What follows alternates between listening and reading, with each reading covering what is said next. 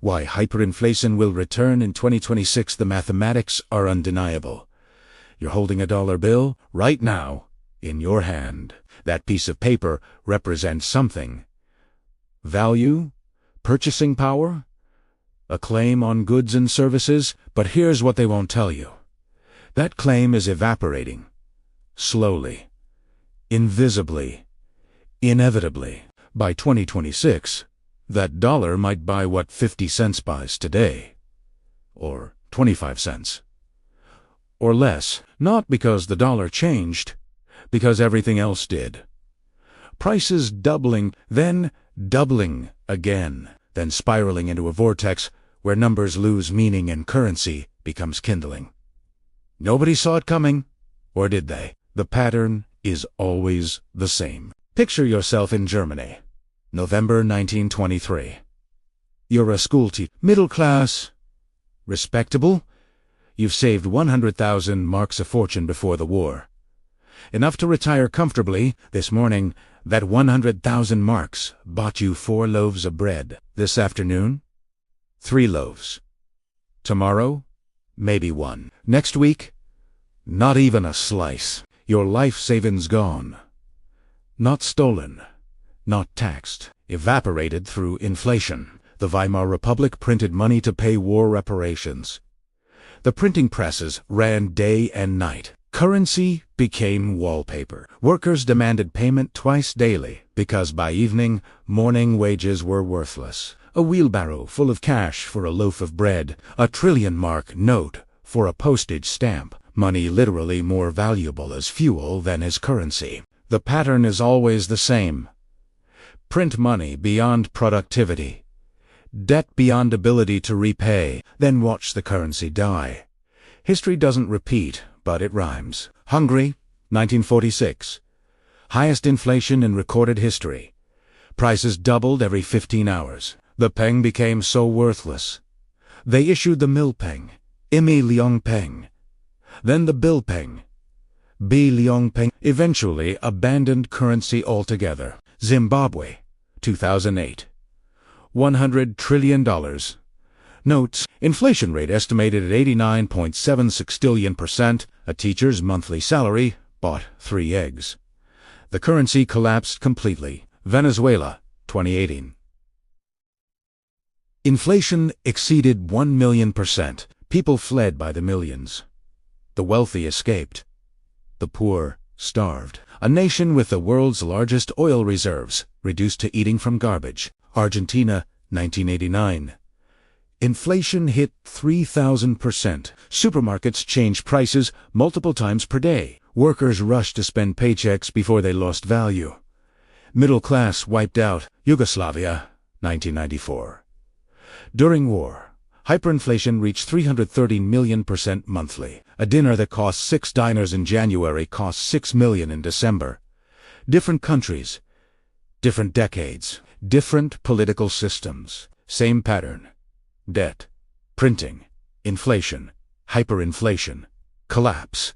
This time, it will be worse. The debt tsunami. Let's talk about numbers. Real, verifiable, terrifying numbers. U.S. national debt, 2000, $5.7 trillion. U.S. national debt, 2008, $10 trillion. Doubled in 8 years. U.S. national debt, 2020, $27 trillion. Nearly tripled in 12 years. U.S. national debt, 2024, $40 trillion. And accelerating. Picture this trajectory continuing.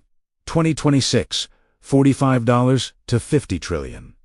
2028, $55 to $60 trillion. 2030, $70 trillion plus. These aren't predictions. These are mathematical inevitabilities given current spending, entitlement obligations, and political gridlock. But here's the real problem. Interest payments. At 3% interest historically low, $40 trillion costs $1.2 trillion annually just in interest. At 5% more realistic, $2 trillion annually. At 7% if confidence cracks, $2.8 trillion annually. Current federal tax revenue, about $4.9 trillion. Do the math. Within years, interest payments could consume 30 to 50% of all federal revenue before spending a single dollar on military, healthcare, infrastructure, or anything else. The pattern is always the same. Once interest payments exceed a critical threshold, governments face three choices. Choice 1, default, declare bankruptcy, stop paying, global financial collapse, not an option for the world's reserve currency. Choice 2, austerity / spending drastically, cut Social Security, Medicare, military, political suicide, civil unrest. Not happening. Choice 3, print, monetize the debt. The Federal Reserve buys Treasury bonds with newly printed money. Inflation explodes. Currency dies slowly instead of quickly. They will choose option 3. They always do. Nobody saw it coming, except everyone who studied history. But politicians don't read history. They read polls. The Fed's impossible position. Let's understand the Federal Reserve's dilemma. Picture Jerome Powell or whoever leads the Fed in 2026 staring at these options. Raise interest rates to combat inflation. Result? Economic recession. Housing market crashes. Stock market plummets. Debt service costs explode. Treasury can't sell bonds. Default looms. Lower interest rates to stimulate the economy. Result? Inflation accelerates. Dollar weakens. Import prices soar. Real wages collapse. Social instability. Keep rates steady. Result: inflation continues. Economy stagnates. Stagflation, the nightmare of the 1970s, returns. But worse. There is no good option. Every choice leads to catastrophe. The only question is which catastrophe. History doesn't repeat, but it rhymes. The 1970s, oil shocks, inflation, unemployment, stagflation. Paul Volcker raised interest rates to 20% to break inflation's back, caused a severe recession. But inflation fell. Could the Fed do that today? Impossible. In 1980, U.S. debt was $900 billion. At 20% interest, debt service would be $180 billion, painful but manageable. In 2026, with debt at $45 trillion, at 20% interest, debt service would be $9 trillion. More than current federal revenue, more than GDP growth. Instant default. The Fed is trapped, checkmated out of moves.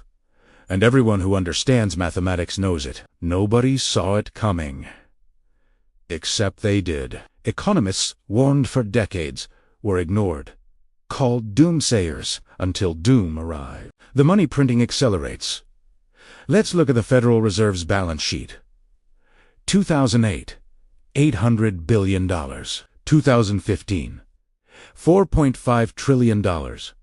Quantitative easing to fight the financial crisis. 2020, $4.2 trillion. Key ended. Balance sheet shrinks slightly. 2022, no $8 trillion. COVID response.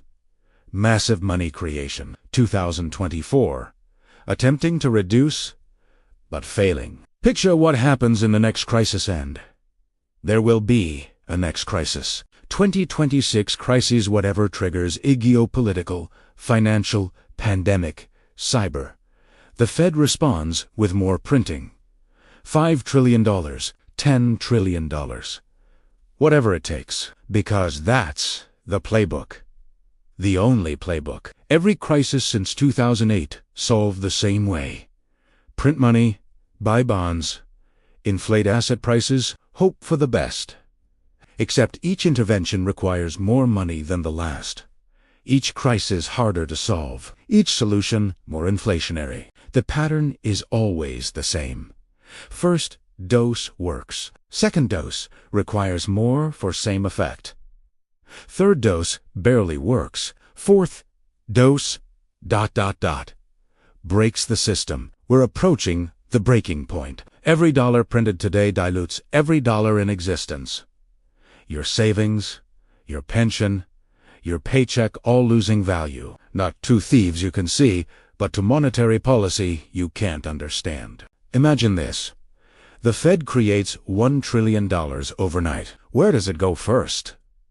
2 banks, 2 financial institutions, 2 corporations. They buy assets before inflation hits prices. Stocks, real estate, commodities. By the time that money reaches ordinary workers, if it ever does, prices have already risen. You get the inflation without the benefit of early access to newly printed money.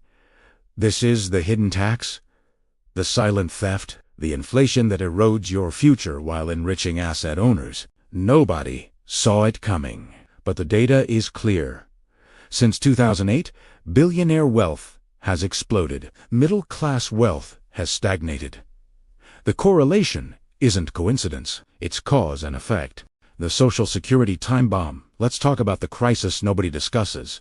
Social Security and Medicare. Social Security trust fund depletion. Projected 2033. Realistically, sooner. Medicare trust fund depletion. Projected 2031. Also probably sooner. When these trust funds empty, benefits must be cut by 20 to 25%, or taxes raised dramatically, or print money to cover the shortfall. Guess which option politicians choose? Picture 2026. An election year, tens of millions of retirees voting, both parties promising to protect Social Security, neither willing to cut benefits or raise taxes honestly. The solution? The Fed monetizes the deficit, buys treasury bonds issued to fund Social Security, prints money to pay retirees. Short term, everyone happy. Retirees get checks. Politicians get reelected. Long term, inflation, because you can't print prosperity. You can only redistribute wealth through inflation from those who hold dollars to those who receive printed dollars first. History doesn't repeat, but it rhymes. Every government that printed money to fund entitlements ended the same way. Currency collapse, hyperinflation, social chaos. This time, it will be worse, because the scale is unprecedented. Social Security and Medicare represent tens of trillions in unfunded liabilities. No amount of economic growth covers this. Only inflation. The velocity time bomb. Here's the concept. Money velocity. How fast money changes hands. 2008 to 2020. The Fed printed trillions, but velocity collapsed. People and banks hoarded cash. Money didn't circulate. Inflation stayed low, despite massive printing. Why? Fear, uncertainty, debt, money printed but not spent doesn't cause inflation, but velocity doesn't stay low forever. Picture this, 2026. The crisis passes, confidence returns, people start spending, banks start lending, money velocity increases. Suddenly, all that printed money sitting dormant for years floods into the real economy, chasing goods and services, bidding up prices. The inflation that should have happened in 2008 hits in 2026, with compounding, with acceleration, with vengeance. The pattern is always the same. Monetary expansion first, velocity increase later. Hyperinflation, eventually. Nobody saw it coming, because there's a lag. Sometimes years, sometimes decades. But it always comes. Weimar Germany didn't experience hyperinflation immediately after WWI. There was a delay. Years of money printing accumulated. Then velocity increased. Then prices exploded. Zimbabwe didn't collapse overnight. It took years of printing. Then one day, the dam broke. Confidence evaporated. Prices spiraled. The U.S. has been printing since 2008. 16 years of accumulated monetary expansion, trillions sitting in reserves, waiting, dormant. What happens when velocity returns to historical norms? The supply chain fragility. Let's add another factor, supply chains. COVID-19 exposed how fragile just-in-time manufacturing is. Shortages, delays, price spikes, a glimpse of what's coming. Picture 2026. Another shock. War pandemic. Cyber attack. Climate disaster. Doesn't matter which. Supply chains break. Again. But this time with more money in the system, more debt. Les. Re. Erre. Erre. Erre. Erre. Erre. Re. And central banks already having fired all their bullets. What happens when supply shrinks, but money supply expands? Classic economics. Too much money chasing too few goods. Prices explode. Food prices double. Then triple. Shortages at supermarkets. Panic buying. Hoarding. Energy prices soar. Gasoline, $10 por gramo alun. Heating bills, unaffordable. Rolling blackouts. Housing becomes even more unaffordable, not because wages are low, but because currency is weak. The pattern is always the same. Supply shocks plus monetary expansion equals inflation acceleration, and acceleration can become hyperinflation faster than anyone expects. History doesn't repeat, but it rhymes. The 1970s oil shocks. Inflation hit 14%. Took years to control, required recession and 20% interest rates. Today, oil shocks, plus massive debt, plus money printing, plus geopolitical instability, plus climate events, plus political dysfunction equals hyperinflation. The dollar's slow death lets connect the global pieces. BRICS nations actively working to end dollar dominance, creating alternative payment systems, trading in local currencies. China selling treasury bonds, buying gold. Preparing for post-dollar world. Saudi Arabia no longer exclusively selling oil in dollars. UN contracts, euro contracts, the petrodollar diet. Global central banks reducing dollar reserves. Diversifying, losing faith. Picture the cascade. One major creditor dumps U.S. bonds. Prices fall, yields spike. Other creditors panic. They dump bonds too. Cascade becomes stampede. The Fed is forced to buy. Print money to purchase bonds no one wants, but printing to buy your own debt is the definition of monetization, the definition of hyperinflation. Nobody saw it coming, except it's happening in slow motion. Each bilateral trade agreement in non-dollar currencies, each treasury auction with weak demand, each central bank adding gold instead of dollars. Death by 1,000 cuts, until one cut severs the artery. This time, it will be worse, because when the world's reserve currency collapses, there's no backup. The euro is weak. The yuan is controlled. Gold is limited. Chaos fills the vacuum, the political accelerant. Let's talk about 2026, specifically. Why this year? U.S. midterm elections. Political gridlock intensifies. Debt ceiling battles. Government shutdown threats. Uncertainty. Presidential election cycle beginning. Politicians promising everything. Fiscal responsibility abandoned. Spending explodes. Social security concerns reaching critical mass. Millions of boomers retiring. Drawing benefits. Systems straining. Geopolitical tensions likely peaking. Taiwan. Ukraine. Middle East. Pick your crisis, each requiring massive spending. Climate events increasing in severity and cost. Hurricanes, wildfires, floods. Each disaster triggering emergency spending bills. Picture the perfect storm. Multiple crises converging. Politicians responding with spending. The Fed enabling with printing. Inflation accelerating. Confidence cracking. History doesn't repeat, but it rhymes. Every hyperinflation has a political component. War, revolution, regime change, dysfunction. The economics create vulnerability. Politics provides the spark. The pattern is always the same.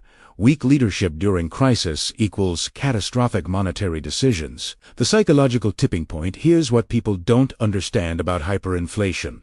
It's psychological more than mathematical. Hyperinflation occurs when people lose faith in currency. When they believe money will be worthless tomorrow, they spend it today, creating a self-fulfilling prophecy.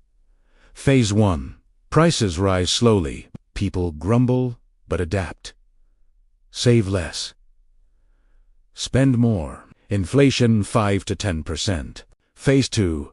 Prices rise faster.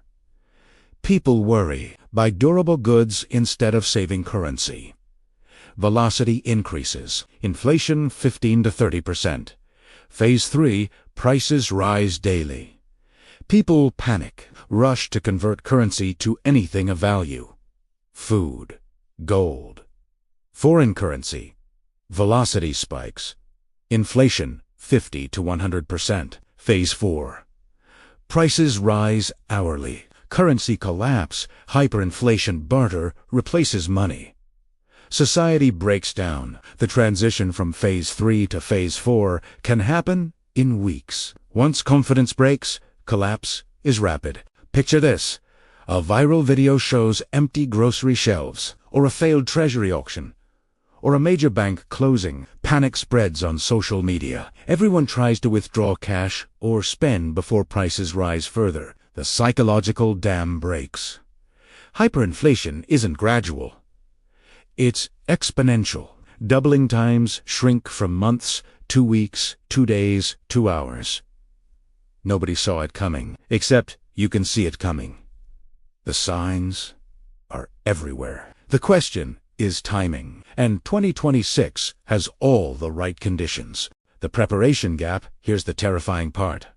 Most people are completely unprepared. Median savings, $8,000. Enough for maybe a month of expenses. Less if hyperinflation hits. Retirement accounts. Mostly stocks and bonds, paper assets, that collapse when currency collapses. Debt levels, mortgages, car loans, student loans. In hyperinflation, debt becomes irrelevant, but so do savings and wages. Knowledge gap. 99% of Americans have never experienced hyperinflation. Don't know the signs, don't know how to prepare, don't know what happens. Picture the average family in 2026 hyperinflation. Grocery bill that was $200 a week, now $2,000 a week, then $20,000. Savings evaporate in days. Paychecks worthless by the time they're deposited.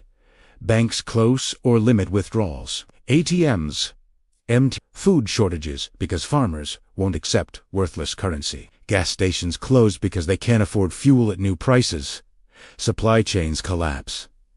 Crime explodes. Desperate people do desperate things. Police overwhelmed. Social order phrase. This isn't hypothetical. This is documented history. Venezuela, Zimbabwe, Weimar, Yugoslavia. Every hyperinflation follows the same social pattern. The pattern is always the same. Currency collapse leads to social collapse. The civil veneer disappears quickly when people can't feed their families. The elite escape plan while you're unprepared. They're ready. The ultra-wealthy have been preparing for years. Gold holdings. Central banks buying gold at record rates. Wealthy individuals stockpiling physical metal, foreign real estate.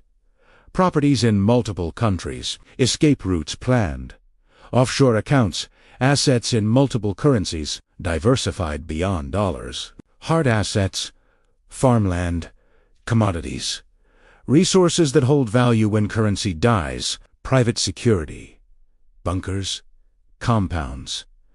Armed protection. Prepared for social breakdown. Picture the divergence. You worry about next month's bills. They worry about which country to flee to. You hope inflation stays under 10%. They assume double or triple digits and plan accordingly. Nobody saw it coming. Or more accurately, regular people didn't see it coming. The wealthy saw it perfectly and acted while you were told everything was fine. History doesn't repeat, but it rhymes. In every hyperinflation, the rich get richer. They have resources to protect wealth. The middle class gets obliterated. They have savings, but not enough to truly protect. The poor suffer most immediately. This time, it will be worse, because the wealth gap is already the largest in history. Hyperinflation will widen it further. The few will own everything. The many will own nothing. The mathematical certainty. Let's return to cold mathematics. Remove emotion. Hoost numbers. Debt, $45 trillion by 2026. GDP, maybe $30 trillion. Debt to GDP ratio, 150%. Interest rates.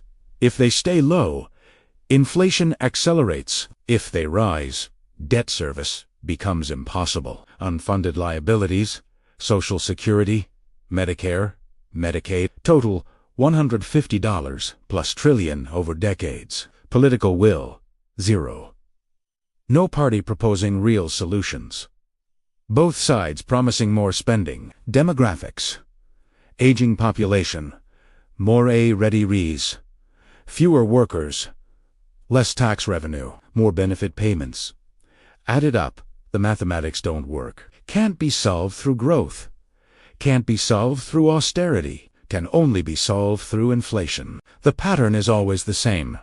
When debt exceeds ability to repay, governments inflate. When inflation fails to solve the problem, governments When hyperinflation destroys currency, governments collapse. We are on step 3 of a 4-step process. And step 4 is approaching fast. The trigger events. What specific event triggers hyperinflation? Could be any of these. Failed treasury auction. One day, not enough buyers. Yields spike. Panic selling begins. Major bank failure. A too big to fail. Bank fails anyway. Confidence shatters. Bank ruins. Geopolitical crisis. War with China. Taiwan invasion. Oil shock. Something breaking. Global trade. Political crisis. Contested election. Constitutional crisis. Government paralysis during economic emergency. Natural disaster. Earthquake, hurricane. Something requiring trillion-dollar emergency response. Cyber attack. Financial system hacked. Days or weeks of chaos. Confidence never fully recovers. Picture any of these in 2026. Then picture the response. Print money. Emergency spending. Fed intervention. All the things that worked before. Except this time, they don't work. They accelerate the crisis.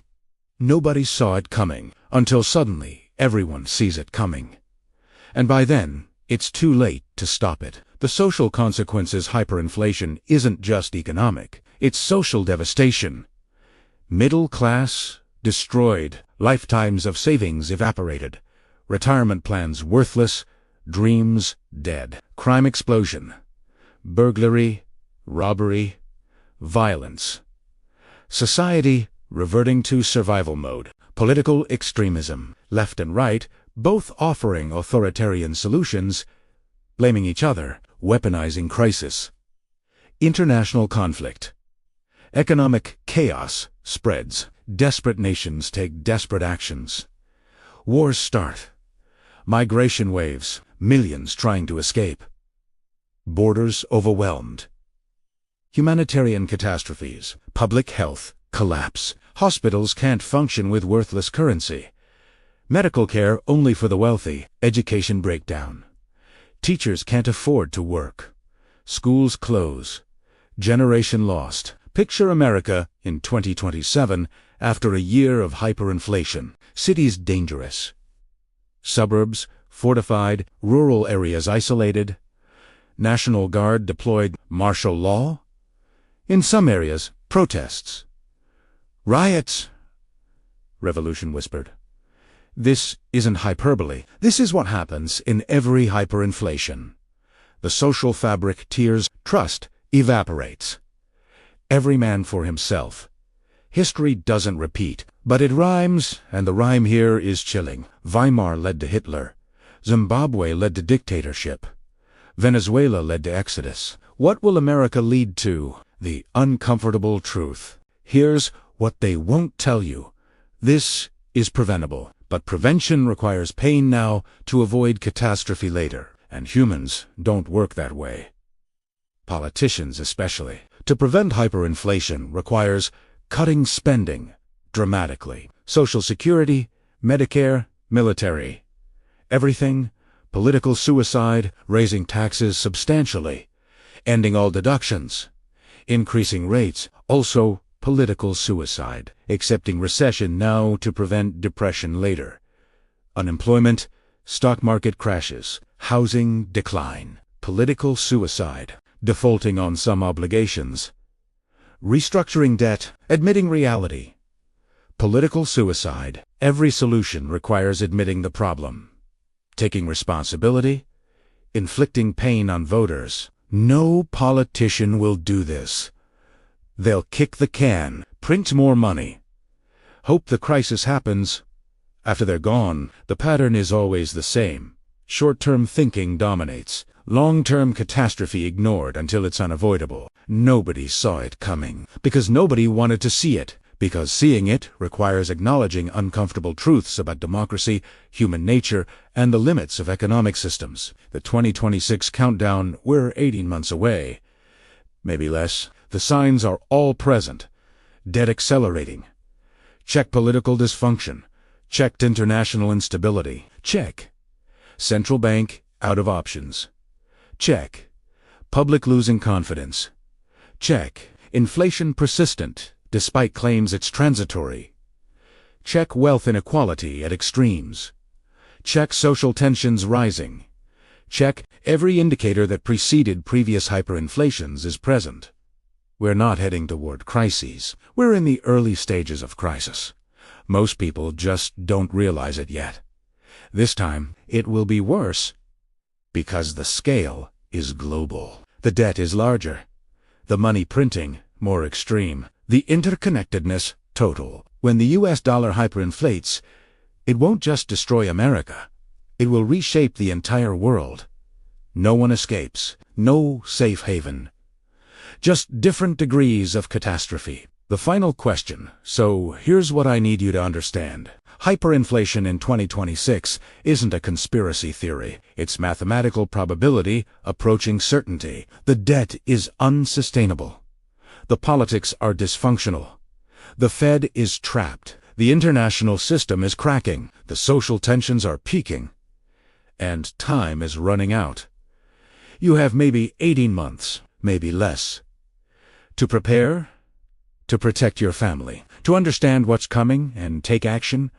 Will you dismiss this as alarmism? Will you trust that they will fix it? Will you believe that somehow America is immune to patterns that destroyed every other currency in history? Or will you look at the mathematics, the history, and the current trajectory and realize this time is not different? The pattern is always the same. And 2026 is when the consequences arrive. Nobody saw it coming. Except you. Right now, you're seeing it. The question is, what will you do about it? The dollar in your hand is dying. Slowly now. Rapidly soon. Are you ready for the world where it's worthless? Because that world is coming, and it's coming fast.